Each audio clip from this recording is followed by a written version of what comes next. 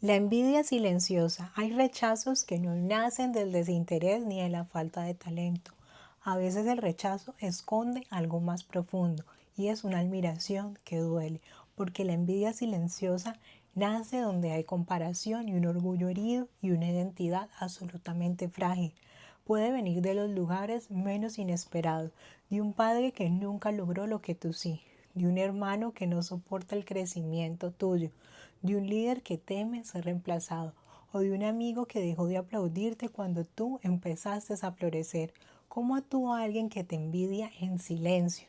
Ignora tus logros en público, nunca reconoce tu talento en voz alta y se aleja cuando empiezas tú a avanzar, pero luego usa tus ideas, habla con tus mismas frases, imita tu estilo, porque en el fondo lo que le molesta a esa persona es lo que ve en ti y lo desearía ser o tener.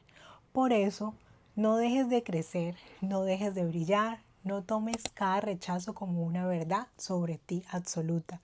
A veces es solo el reflejo de una admiración que no se atreven a decir con tu nombre.